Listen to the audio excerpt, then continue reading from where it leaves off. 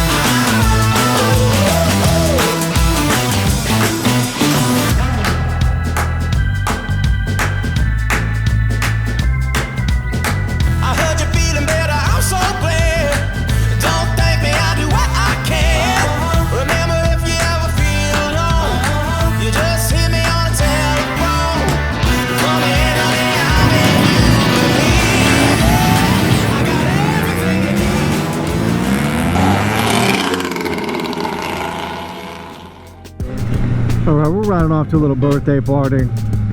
Not exactly sure where we're going yet. Clearly, I don't think any of us know where we're going yet. Police are everywhere. We've got a little bike swap action going on. I'm riding buddy Pascal's 2018 MT09. He's got the bar end mirrors, obviously an exhaust. It's a nice little bike. The position of everything on this bike is a little bit different. It's way too quiet. Dude, did you change the bars on yours? No. They feel lower. Yeah, totally. It's the first time I've seen it from this perspective, man. Need to clean the wheels, but she's looking good. Yeah, an exhaust is gonna be the first thing. Cause damn, these motors sound good.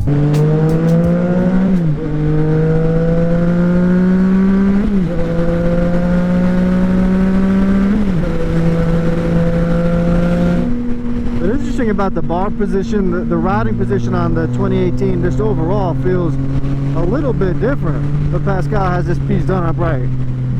It's nice. I've got to get a steering stabilizer for the 2021 as well.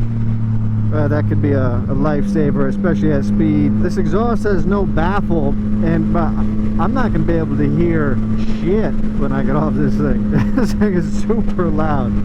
Bike's looking good, boy. So I do have to say that the tank shape on the 2018 MT09 is actually more comfortable on the knees than on the 2021.